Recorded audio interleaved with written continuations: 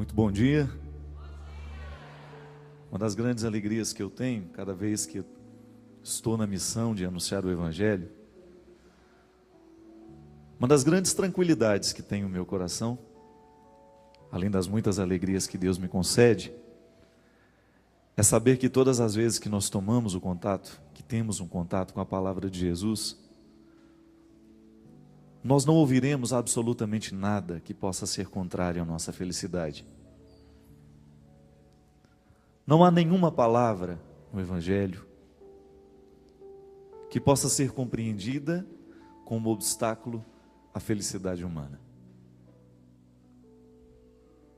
Jesus era especialista em fazer gente feliz. A grande especialidade do coração de Jesus era ser, na atualização dos seus dias, na história em que vivia, na encarnação que assumiu, o específico da sua encarnação é entrar na vida humana para torná-la mais feliz. E é por isso que hoje, com muita alegria, eu não só acolho você que está aqui, que tem a possibilidade de estar aqui hoje em Cachoeira Paulista, mas todas as pessoas que de alguma forma hoje terão a oportunidade de me ouvir. Esta é uma responsabilidade que se impõe ao meu coração de padre cada vez que assumo a responsabilidade de viver mais um dia. Neste dia, nesta hora, neste momento, eu assumo com você a responsabilidade de ser apenas mais um tradutor da felicidade que Deus quer para a sua vida. E que nessa manhã, quem sabe, de alguma forma Deus nos surpreenda, já que a beleza da sua presença é sempre a surpresa. Se hoje nós tivéssemos a oportunidade de contar um pouco da nossa história em Deus, certamente nós teríamos muitas histórias de surpresa. Eu não sei quando é que Deus entrou na sua vida. Quando é que você pôde perceber a força da sua presença? Eu não sei quando é que Deus deixou de ser apenas uma notícia, apenas uma informação, e tornou-se um envolvimento concreto. Uma força, uma razão, um sorriso, um cotidiano, uma vida. Eu não sei quando é que Deus entrou na história dos seus dias. Eu não sei como é, em que situação, qual foi o momento que talvez tenha se atualizado na sua vida, o mesmo que aconteceu com São Paulo no momento em que ele cai do cavalo. Eu não sei quando é que Deus soprou forte no seu coração, ou soprou forte nos seus ouvidos uma notícia da qual você nunca mais foi capaz de esquecer. Porque amor é isso. Amor é um acontecimento que se eterniza em nós pela própria força de ser Ele o que é. E Deus é amor. A tradução mais perfeita do que Deus é a gente poder abrir a boca e escancarar, cheios de felicidade, esta novidade, esta boa notícia. Deus é amor. E o amor não pode conceber infelicidade. Onde há amor não pode haver infelicidade. Pode haver sofrimento, mas infelicidade não. E é isso que hoje eu convido você a nós mergulharmos no mistério da felicidade que brota do amor de Deus. Uma felicidade que não é esta que nós estamos comumente assistindo, ouvindo falar. Não é uma felicidade que cai do céu, que brota com facilidade. Porque a felicidade em Deus é fruto do amor, e amor dói. Amor não é um acontecimento fácil.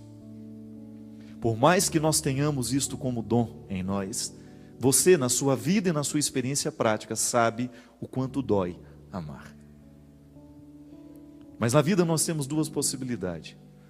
Ou sofremos a dor de amar e somos felizes, ou sofremos a dor do desamor e somos infelizes a vida inteira. Por isso, Jesus subiu a um monte, certa vez, para falar aos seus amigos o grande significado da felicidade.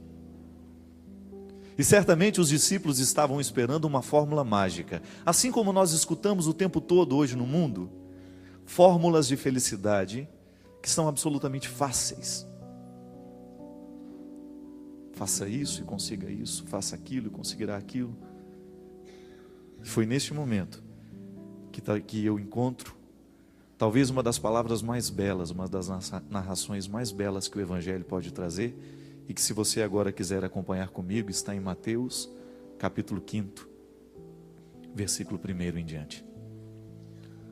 Mateus, capítulo 5, versículo 1 em diante. Ao ver as multidões, Jesus subiu a montanha, sentou-se, e seus discípulos aproximaram-se dele, e tomando a palavra, ele os ensinava. Felizes os pobres de coração, deles é o reino dos céus.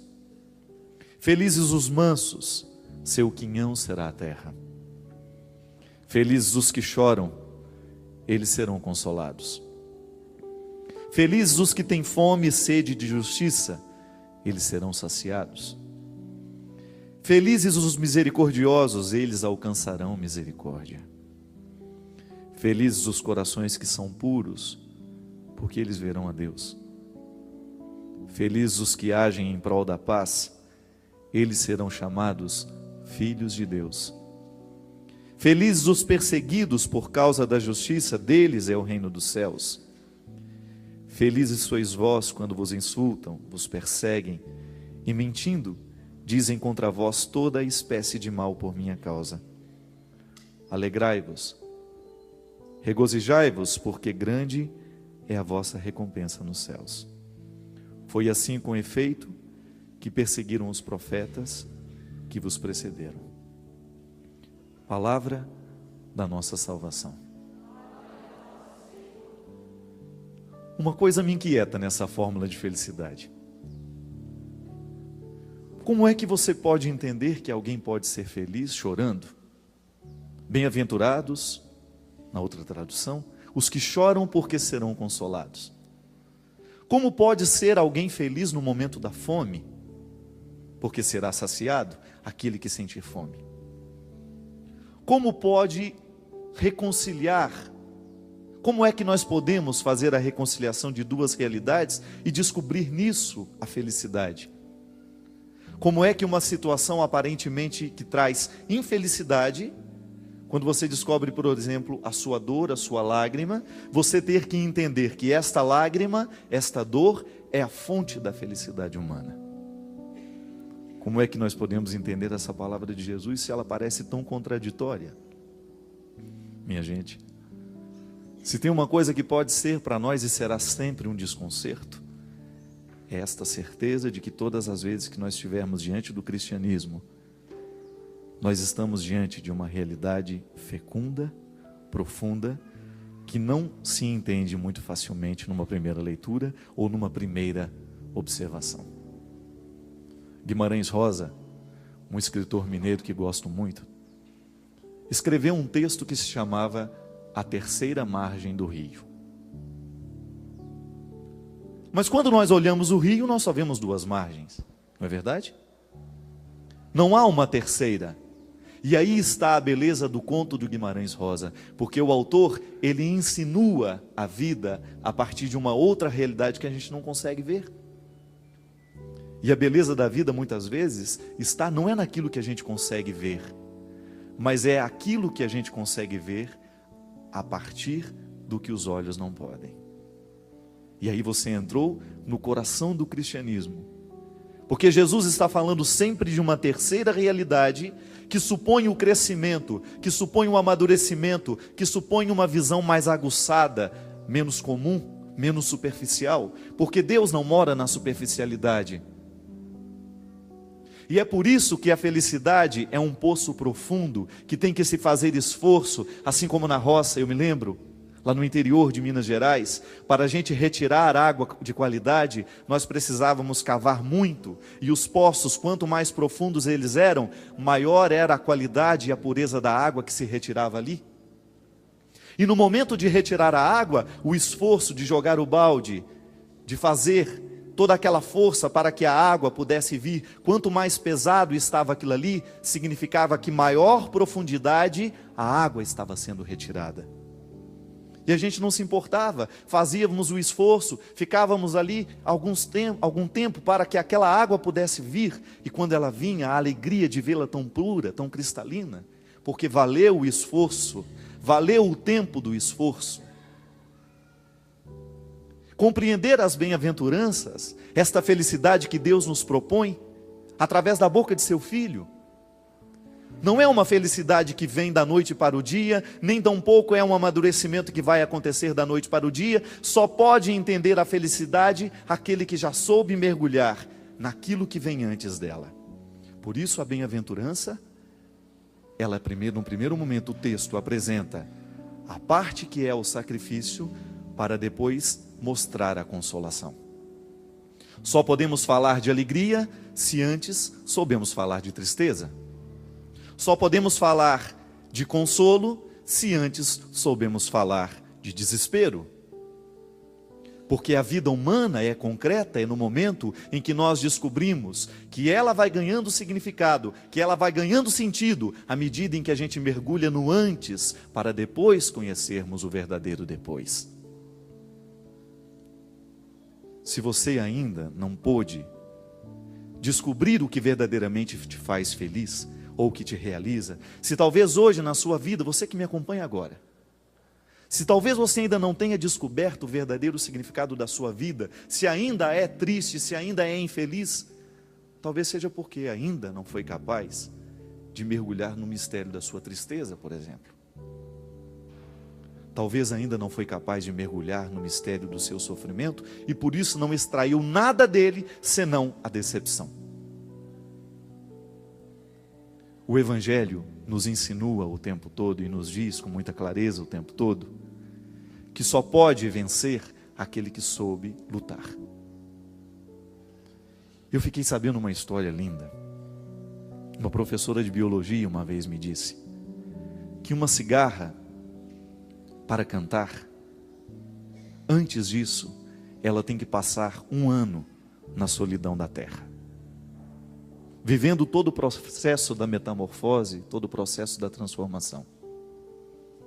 Uma cigarra para cantar um dia inteiro até morrer, que é o tempo que dura a vida de uma cigarra, ela precisa de cultivar-se durante 1 ano debaixo da solidão da terra, sozinha, vivendo o processo de tornar-se cigarra até romper da terra e cantar até explodir. Por isso que todas as vezes que nós escutarmos uma cigarra cantando por aí, leve em consideração que aquele bichinho se preparou muito para fazer o que ela está fazendo. Canta 2, 3, 4 horas, não sei. Não sei qual é o tempo de duração de vida de uma cigarra. Um dia só, talvez até menos que isso. O canto de um dia é a expressão do preparo de uma vida inteira. Bem-aventurada a cigarra que passa a solidão da terra, que suporta o peso da solidão, porque dela será o canto, dela será a melodia. Se hoje nós pudéssemos parafrasear o Evangelho, só para a gente poder entender o que significa a bem-aventurança de fato. Eu não conheço muito bem a sua vida. Conheço alguma coisa, sabe por quê? Porque quando a gente se olha, a gente sabe que de alguma forma nós já passamos muitas coisas semelhantes. Mesmo que a gente não tenha a oportunidade de sentar-se à mesa e contar o que já passou. Mas eu tenho certeza que se hoje eu contar um pouco das minhas dores, você contar um pouco das suas, em muitos momentos as nossas histórias se encontraram. Porque a vida é assim. Os sofrimentos humanos são muito parecidos, só muda de endereço. Já dizia minha mãe o tempo todo, cada um no seu canto, sofre seu tanto. A vida é assim. Se hoje você quisesse fazer um relato da sua vida, e descobrir o quanto você já cresceu na sua história. Se hoje você quisesse fazer um relatório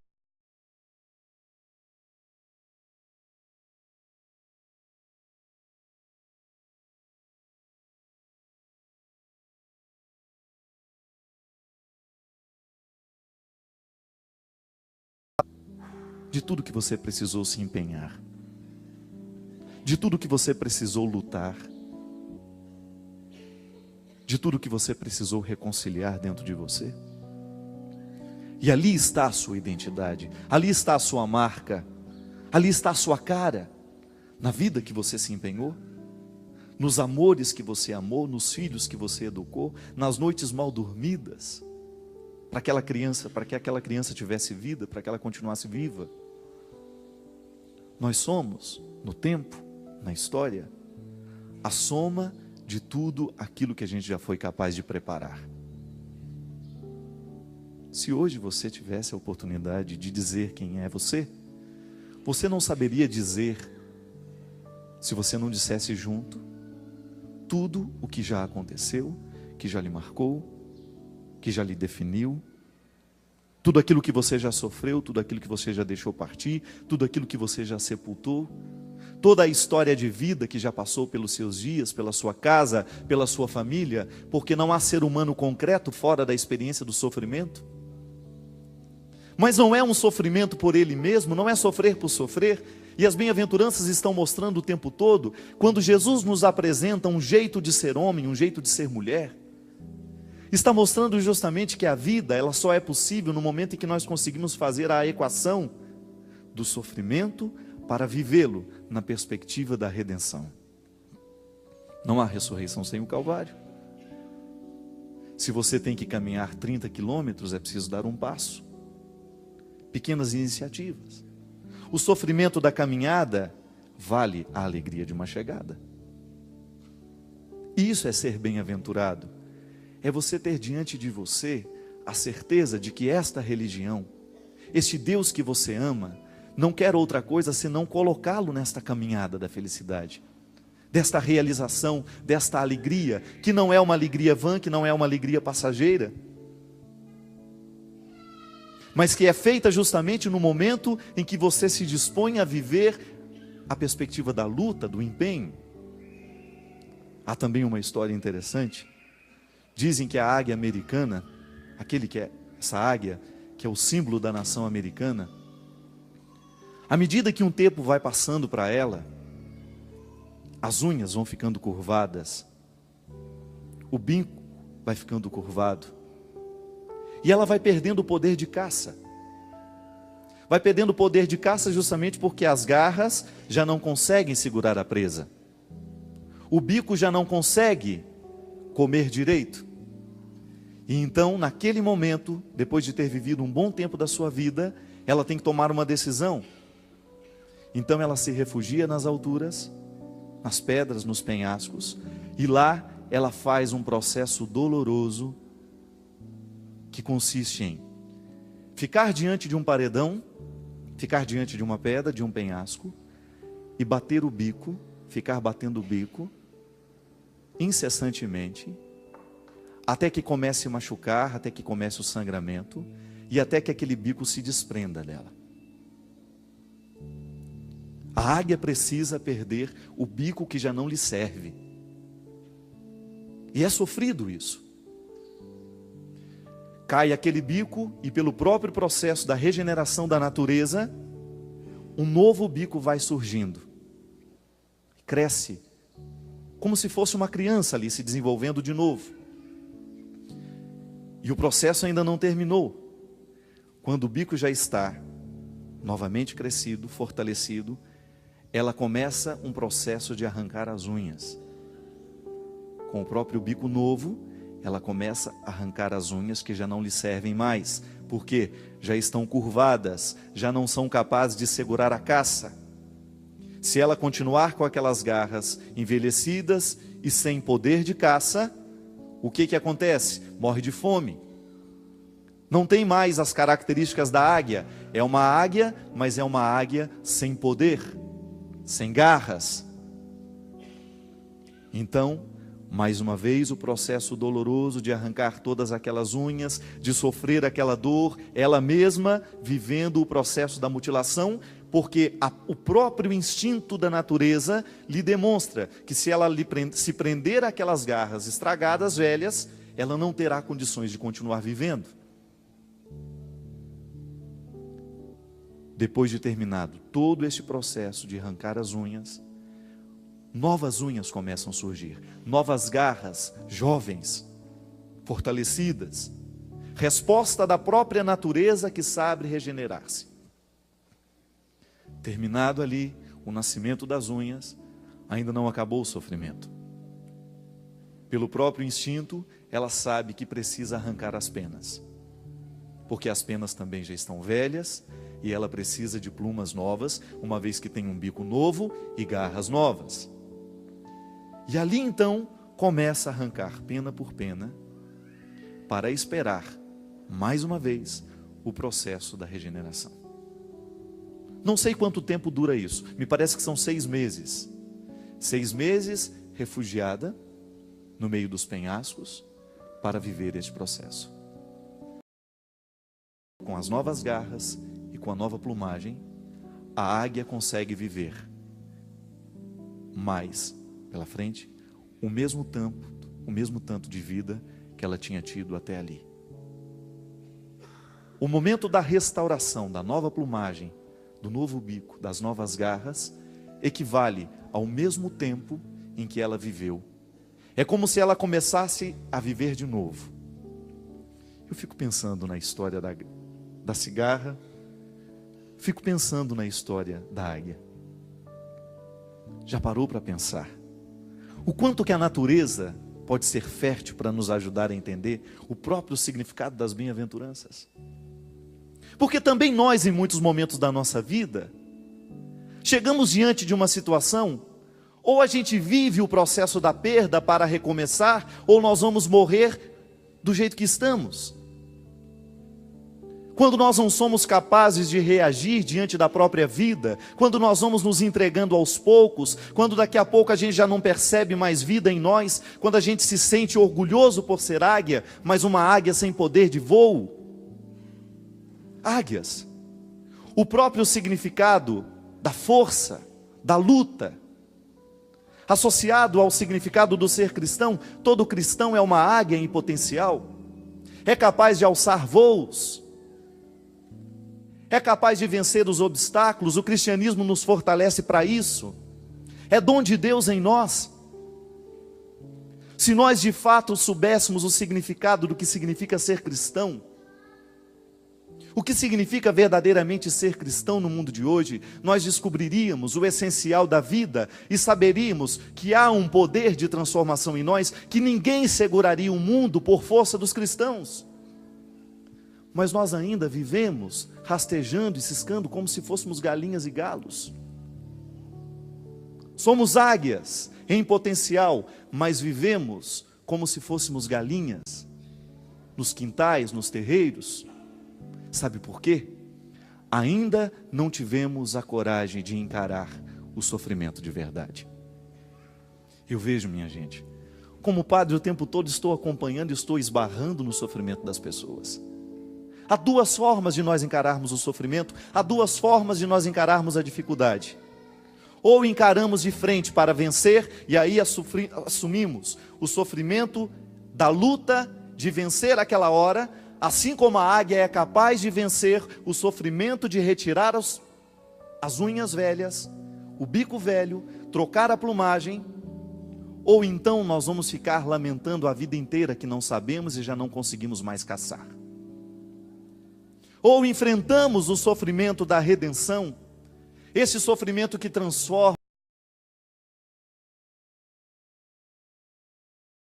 Deus me quer de pé, hoje Deus me quer vivo, hoje Deus me quer lutando. Ou então nós vamos nos sucumbindo cada dia mais e vamos nos tornando apáticos, vamos nos tornando sem vida, achando que somos águias, quando na verdade nós só temos a aparência de águia, mas ainda não estamos transformados pelo poder da restauração que a vida pede de nós. Ainda Ainda não descobrimos a força que há no especial. Seja bem-aventurado. Quando Deus fala, através de seu Filho Jesus, a expressão bem-aventurado, Ele não está dizendo outra coisa senão bem encaminhado. Bem encaminhado é você que está vivendo o sofrimento do jeito certo, que não julgou para cima, mas que está assumindo ele no seu dia a dia, numa perspectiva de redenção. Mas está vivendo a vida com todas as dificuldades que ela tem, porque você descobriu que você tem uma religião que não é uma religião de fracassados e que não é uma religião que promete felicidade fácil. Se nós podemos falar de receita de felicidade cristã, as bem-aventuranças estão aqui para demonstrar que só podemos chegar à beleza do depois se soubermos viver a renúncia, o sacrifício, a luta da sua vida. Quantos jovens hoje, por exemplo, que estão vivendo a grande dificuldade do vestibular, não passa. Não é porque agora o vestibular está se apresentando como um monstro. É porque todo o processo do educacional foi vivido de qualquer jeito pela grande maioria. Não soube viver o sacrifício daquela hora, não soube viver o empenho daquela aula, que fará a diferença no resultado final, no momento em que ele tiver que dar respostas. O mau aluno não fica da noite para o dia. Da mesma forma o alcoólatra.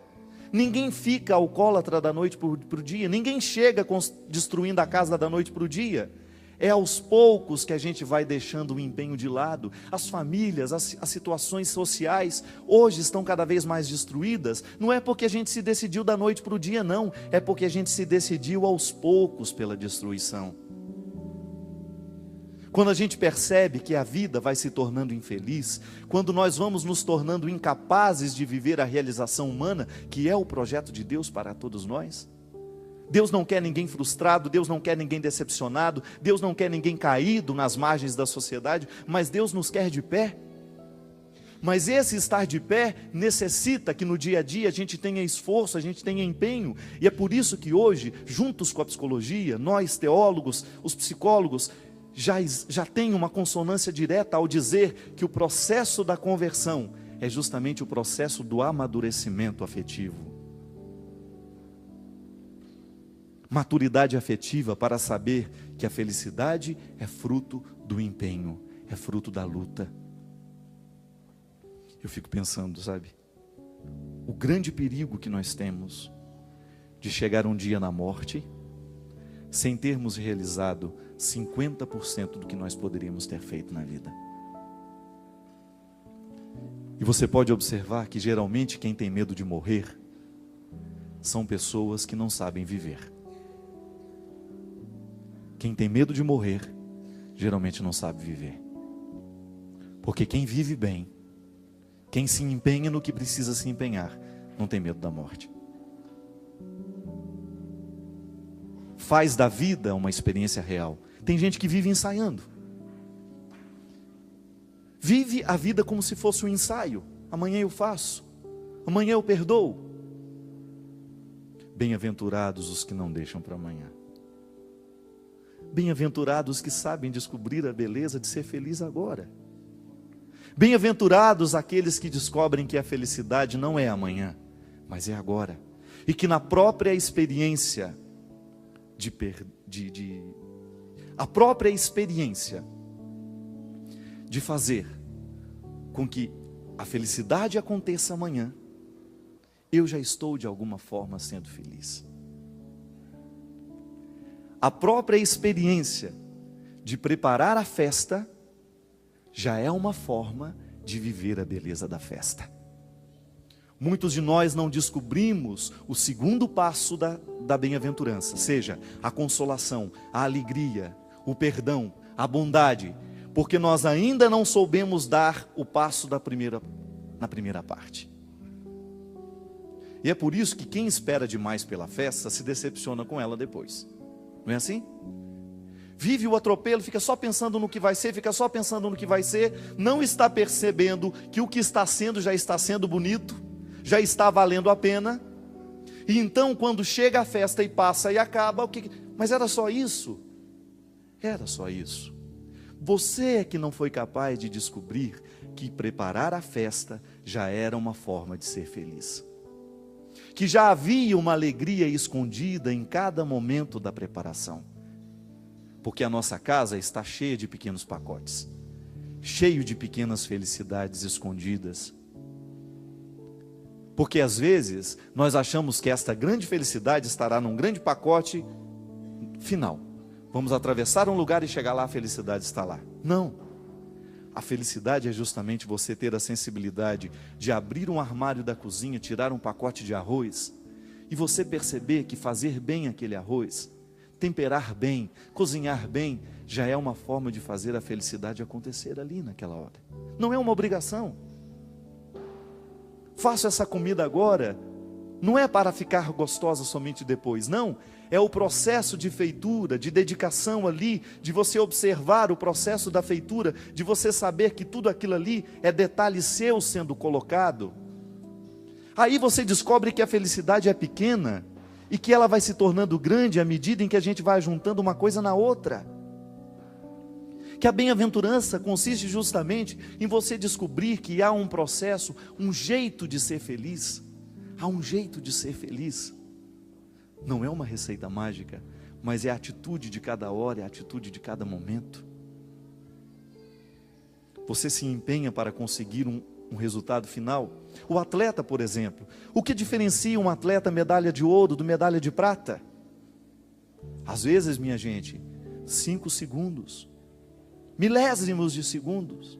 Chegou à frente por uma diferença de milésimos de segundos. E sabe o que faz a diferença no final? Às vezes 5 minutos, 10 minutos a mais de treino por dia. Que no final de tudo, faz a diferença na vida de quem é medalha de ouro. E às vezes, no momento em que a gente descobre que precisa dar 5 minutos a mais para chegar no segundo ponto da bem-aventurança, da consolação, da alegria, no momento do sofrimento, no momento da luta, no momento da humilhação, quando a gente precisa dar 5 minutos a mais, nós não temos disposição, a gente não vê a hora de ficar livre daquilo. Se o treinador, se o atleta começa a pensar assim, ele jamais será um vencedor. Jamais será um vencedor e se contentará sempre em ser um terceiro, quarto, último lugar, porque ele já aprendeu a ser um perdedor, aprendeu a ser uma águia velha sem o poder de caça, aprendeu a ser uma cigarra eternamente debaixo da terra, que nunca sai para cantar, porque não vive de fato o processo de estar ali para ser o que é. É o empenho. O medalha de ouro é aquele que se desafia. Estou cansado, mas vou treinar mais 5 minutos. Por que isso? 5 minutos hoje, 5 minutos amanhã e depois, farão diferença no meu resultado final. E tem isso diante de si, tem essa consciência de que não pode parar, de que não pode deixar de lutar, porque a vida, a felicidade, o segundo ponto da bem-aventurança, só acontecerá na sua vida se ele souber viver o empenho daquela hora, a dificuldade daquele momento, se souber sorver com todas as forças, aquele momento que está lhe batendo a porta, aquele desafio que precisa ser vencido. Porque há muitos de nós que precisa cair o bico e fica só olhando para o penhasco. Meu Deus, preciso começar a bater esse bico nesse penhasco. Vou começar amanhã. Meu Deus do céu, eu preciso bater o bico nesse negócio aqui, porque senão, mas eu vou começar amanhã. É igual dieta que começa na segunda. Nós sempre temos uma desculpa. Esse final de semana eu vou aproveitar. Depois eu começo. E aí, nós vamos enganando a gente mesmo e nós vamos ficando só na primeira parte. Vamos ficando só na primeira parte. Continuamos pobres, continuamos miseráveis, continuamos mesquinhos, continuamos enjoados, continuamos aborrecidos, continuamos humilhados, continuamos mortos, continuamos no sepulcro. Porque deixamos de viver a perspectiva da vitória, porque a gente não tem a coragem heróica de bater o bico contra o penhasco e deixar que caia aquilo que já não é mais nosso. É igual pessoa que morre alguém da família e que não aceita a morte.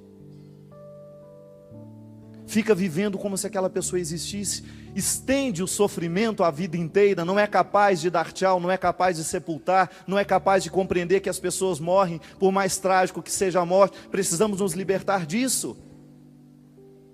Morreu, vamos sofrer, mas vamos sofrer para que a cura aconteça em nós. Vamos sepultar o que precisa ser sepultado. Nisso consiste a maturidade. É igual o namorado que termina e que não aceita que o namoro acabou, fica eternamente sofrendo pelo namorado que não virá mais. Hoje, até no programa de direção espiritual, nós vamos falar só de namoro. E não são poucas as pessoas que hoje vivem a agonia, que não chegam à segunda parte da bem-aventurança, porque não sabe deixar as pessoas irem embora, não sabe deixar as pessoas partirem. Chico Buarque dizia num dos seus poemas, assim de maneira muito trágica, ele dizia assim: saudade é o revés de um parto, é arrumar um quarto para um filho que já morreu. Saudade é o revés de um parto, é arrumar um quarto para um filho que já morreu. Olha que coisa mais triste. Fazer da vida uma eterna espera de quem já não volta.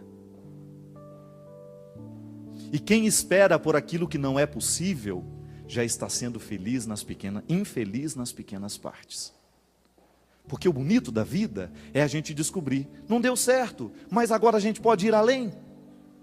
E é justamente o específico do cristianismo em nós, quando você descobre que Deus não é esta presença que fica nos apontando para o que não deu certo.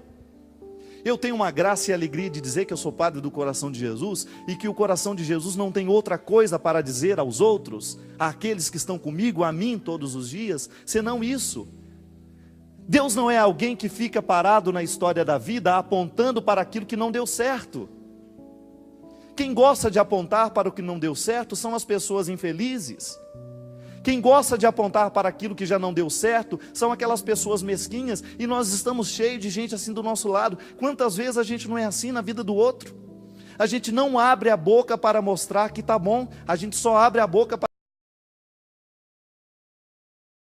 Fazemos na nossa vida isso, uma constante recordação para o outro de que ele não presta.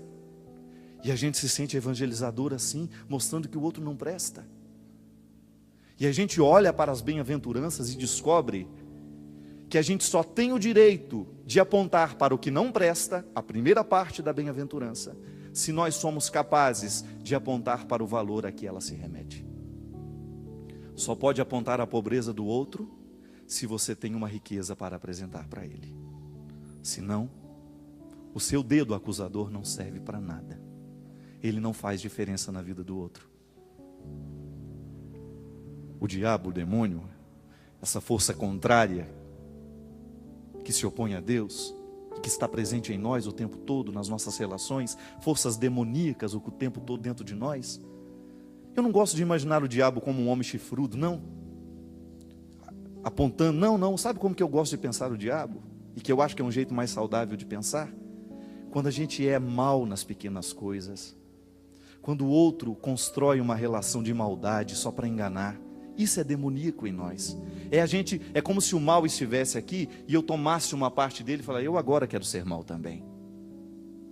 Eu estender a mão em direção à maldade e dizer: venha para mim. Isso é demoníaco, isso é o diabo. E o diabo, essa força contrária, é aquele que fica parado nas esquinas da vida, nas portas do...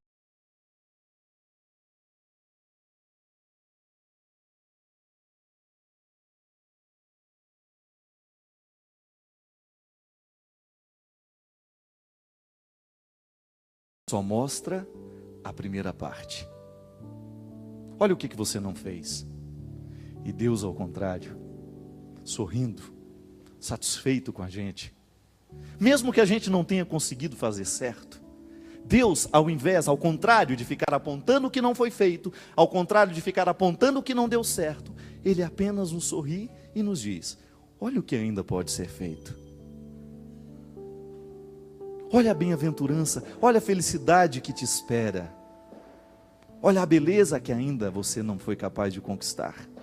Vive esse tempo debaixo da terra agora, de sofrimento, de luta, mas não viva triste não. Já descubra que esta luta, esse sofrimento, é redentor na sua história. Perceba que neste momento da sua história, há uma felicidade sendo nutrida.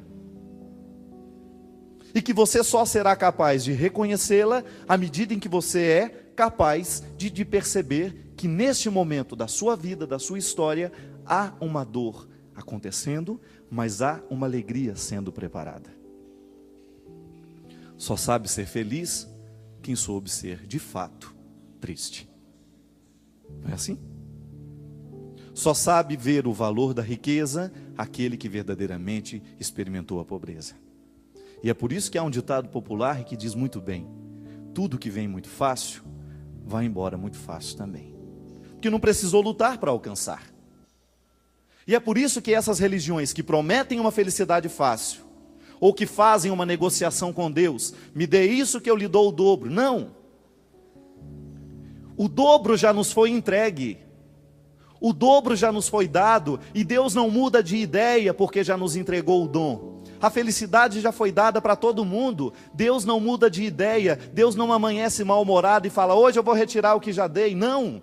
Se a felicidade não está acontecendo, é porque a gente ainda não teve forças de arregaçar as mangas, ou a gente ainda não teve coragem de enfrentar o penhasco, ou a gente ainda não teve coragem de enfrentar a solidão da terra, e a vida foi ficando preguiçosa, e nós fomos ficando preguiçosos, nós não fomos nos tornando capazes de assumir o sacrifício daquela hora, daquele momento, e aí ficamos colocando a culpa em Deus. Mas e a minha parte, e a sua parte? Onde é que está o nosso empenho? Onde é que está o preparo nosso de cada dia? Aquilo que você olha em frente, gente do céu, eu não posso continuar com esse bico caído desse jeito. Eu tenho que ter coragem de mexer na minha história, nos meus sentimentos. Eu tenho que tomar coragem de mexer nas minhas feridas, porque é somente mexendo que eu vou me tornar capaz de viver a cura, a experiência da reconciliação interior. Quantos de nós precisamos fazer isso?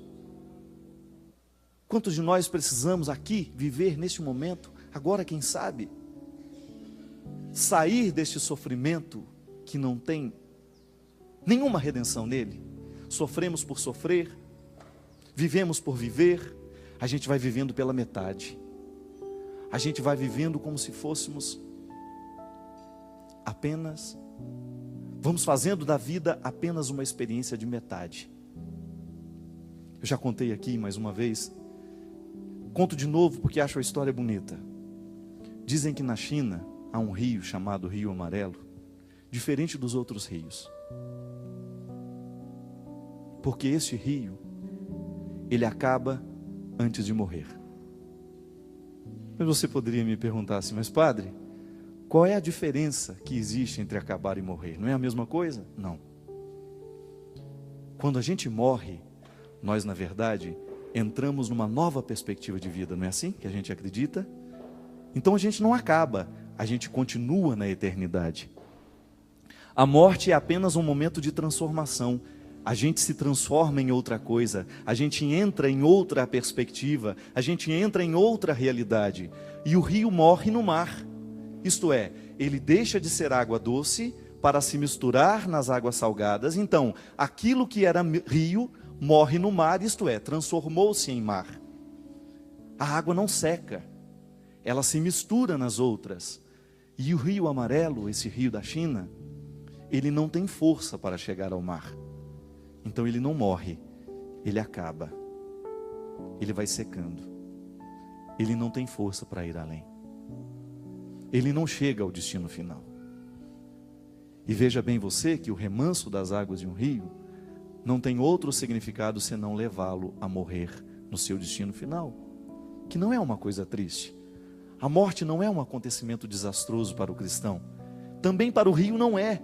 Morrer no mar é chegar ao destino final, ao destino tão esperado. O movimento das águas não quer outra coisa senão lançá-lo para o seu destino final, para a felicidade última, para o resultado final da bem-aventurança. Bem-aventurados os rios que têm águas o suficiente, porque deles é o reino do mar. Bem-aventurados os rios que são caudalosos, porque deles é o reino do mar. Bem-aventurados os rios que têm muitos afluentes, isto é, que se junta a outros para não morrer, para não acabar antes de morrer. Veja bem que um rio, ele só é capaz de chegar no mar à medida em que ele tem afluentes. Isso é, à medida em que ele tem outros rios que se juntam a ele, em que ele não está só, porque sozinho ele morre. Ele acaba antes de morrer. Sozinho ele não chega ao destino final. Eu fico pensando, minha gente, quantos de nós também não corre o risco de ser esse rio amarelo? A própria expressão já diz, né? Lá em Minas, quando a gente não está, ixi, hoje esse meio amarelo. E esse sorriso amarelo, a gente fala, né? Sem graça, sem vida. Se hoje está com um sorriso amarelo. Isso é, está um sorriso que está acabando. Ele nem começa, já acaba. Parece que só sorri, né? Já acabou. Agora, o sorriso, quando ele é de fato, ele morre na alegria. Ele pode até terminar, mas ele não acabou. Ele morreu, isto é, transformou-se, iluminou os olhos. O sorriso de fato, o sorriso de verdade, é aquele que ilumina os seus olhos. Você percebe quando o sorriso é mentiroso, é quando ele é só na boca, aí ele é amarelo. Agora, quando o sorriso é capaz de ultrapassar os limites da boca, ele ilumina os seus olhos. E aí você nem precisa ficar com os dentes reganhados. A gente olha em você e a gente já percebe que há um sorriso nos seus olhos. Eu costumo dizer, uma palavra a gente pode entender errado. Eu tenho todo o direito, você tem todo o direito de dizer assim, Padre Fábio, eu não entendi aquilo que você me disse. Agora você nunca poderá me dizer, Padre Fábio, eu não entendi o jeito como você me olhou. Porque o olhar dispensa as palavras. Quando a gente olha, não é preciso dizer nada. Um olhar não engana. Um sorriso sim. Uma palavra sim. Não há equívoco nos olhares. E por isso, o olhar talvez seja a linguagem dos silenciosos. Daqueles que não precisam dizer muito para comunicar. Você, quando olha para o seu filho, você sabe muito bem o que você está dizendo. Quando você olha para o seu filho, você consegue reconhecer nele o que ele está lhe dizendo. Eu tenho para mim, o Evangelho não diz isso. Mas aquele momento em que Madalena, aquela prostituta, está ali pronta para ser apedrejada, era muito barulho, não dava tempo de ouvir nenhuma palavra. Não tinha condições de ouvir palavras naquele momento em que todos gritavam uma única frase: condena essa mulher. E ela já toda rendida à condenação, acata que ela merece ser condenada.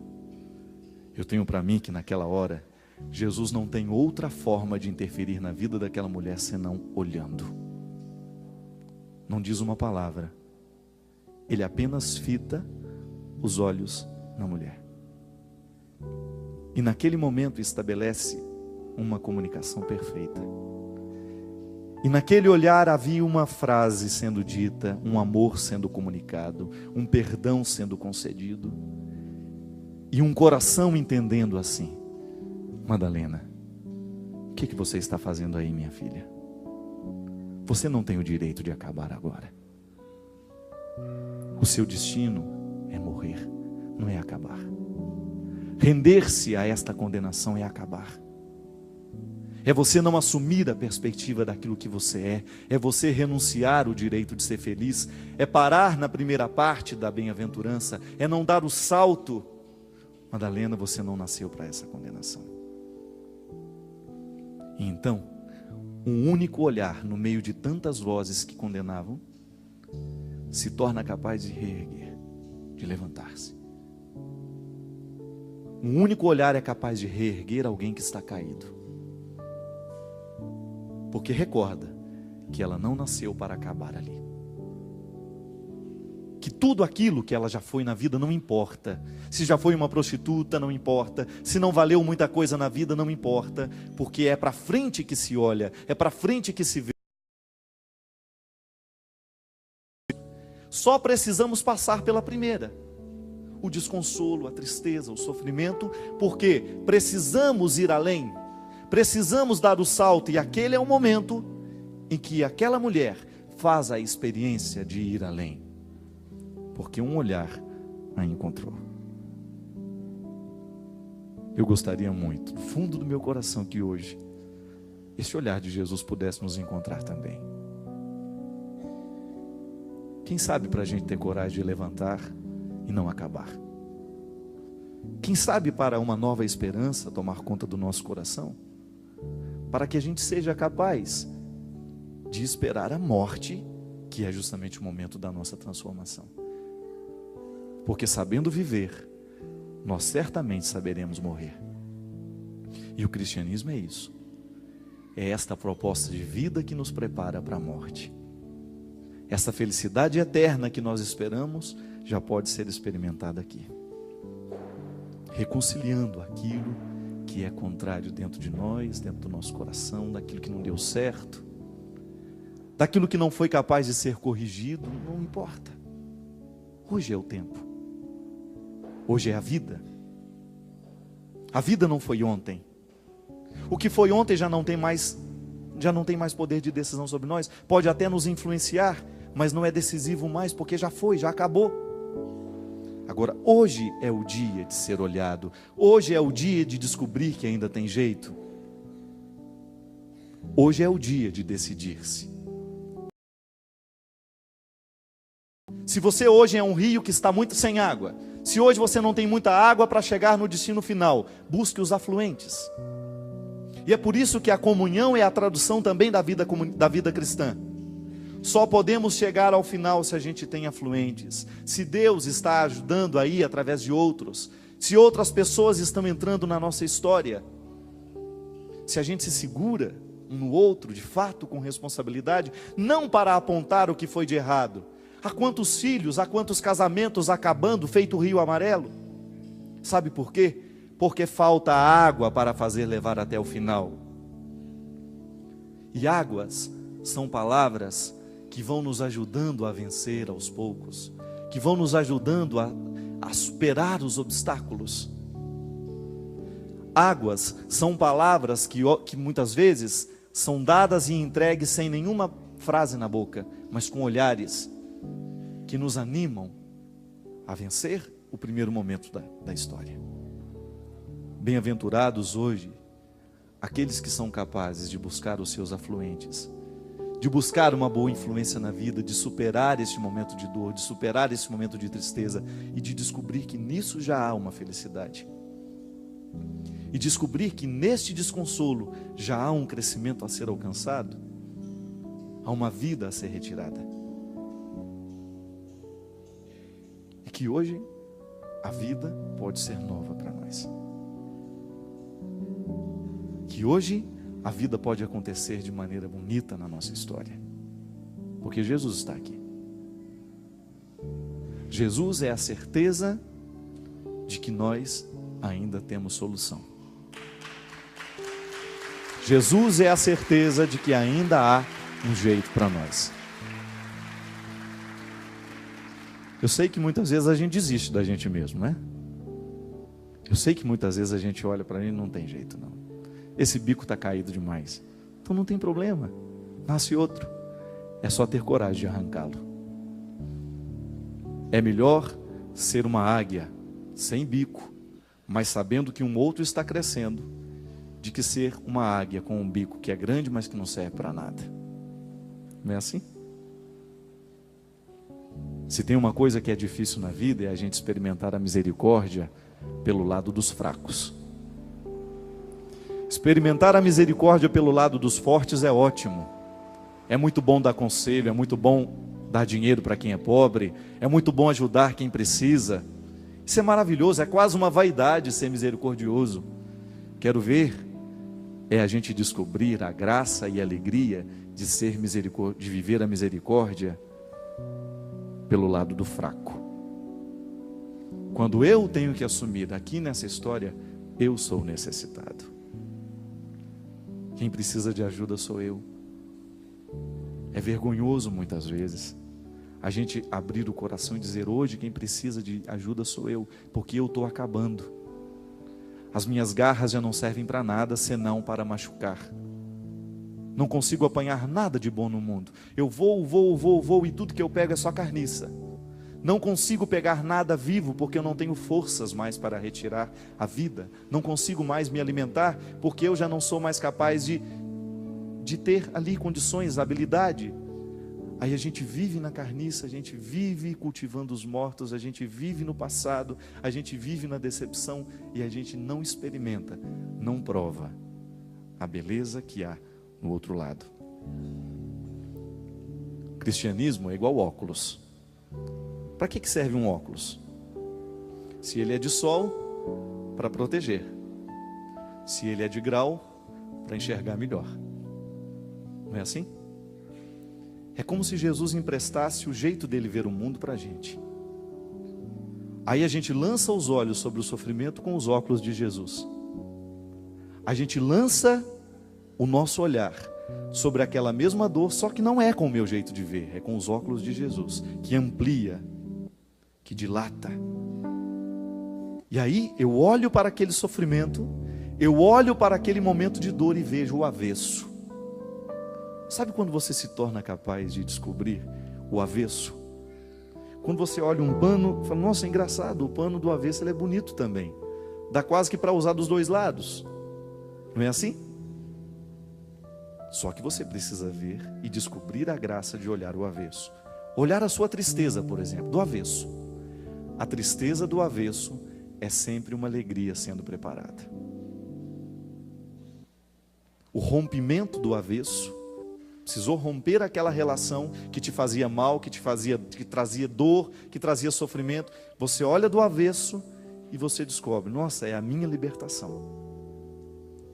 O sofrimento do rompimento é a minha libertação. Namorados e namoradas que estão aí se machucando há anos e anos e anos e não tem coragem de romper, não tem coragem de acabar.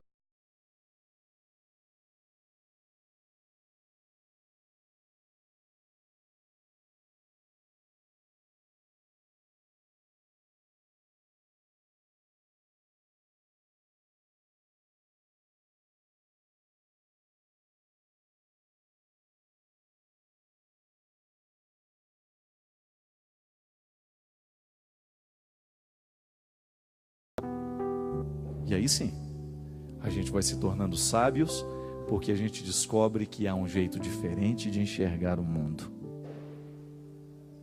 Há um jeito diferente de ver aquela mesma história, só que agora com os óculos de Jesus. Antes era desesperador, agora não, porque a gente olha com os óculos de Jesus. É Deus nos emprestando o coração para sentir. Antes era impossível amar aquela pessoa e agora, emprestando o coração de Jesus, se torna mais fácil. Antes era impossível perdoar, mas agora, emprestando o coração de Jesus, se torna mais fácil. Porque o coração de Jesus vai me mexendo, vai me transformando e eu vou me tornando diferente.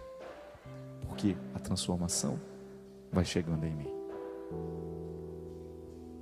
Hoje, nós poderíamos pedir essa graça a Deus. Que nesse dia nós pudéssemos sair daqui bem-aventurados. Mais felizes do que quando chegamos aqui. Não porque alguma coisa de muito extraordinária aconteceu, não. É porque Deus nos emprestou os seus óculos. Porque Deus, os meus problemas vão continuar do mesmo jeito quando eu sair daqui da Canção Nova ou você é em casa. Agora, o seu jeito de enxergar os problemas mudou, porque Deus emprestou os óculos.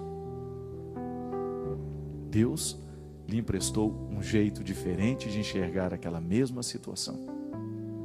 Está enxergando mal? Não está sabendo ver a alegria na tristeza?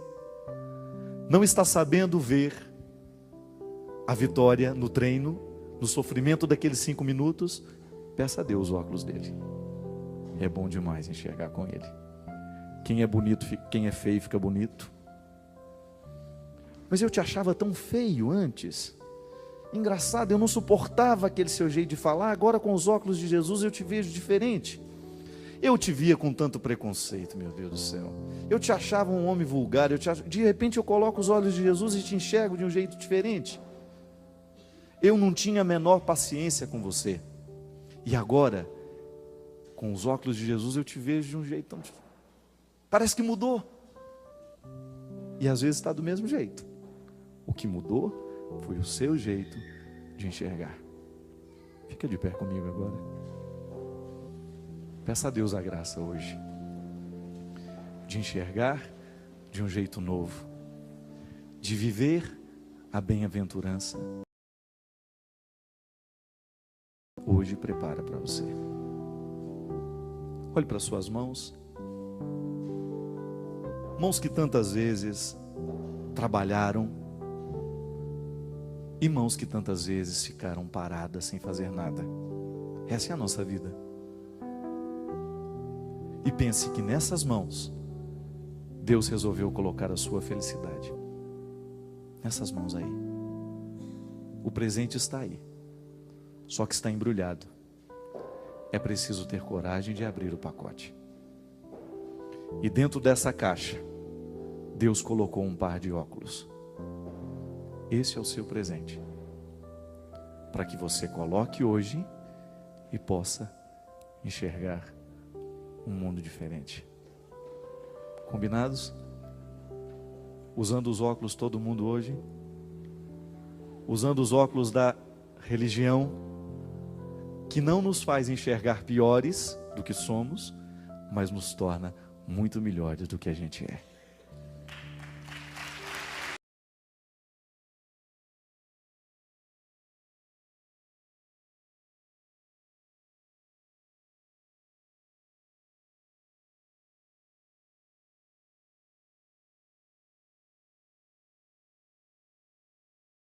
Ela pode nascer. Vejo o defeito, mas posso vislumbrar uma virtude que pode nascer desse defeito. Vejo a miséria, mas já descubro que nesta miséria há uma grandeza que só saberá ver, só saberá enxergar quem tiver na cara os óculos de Jesus. Amém.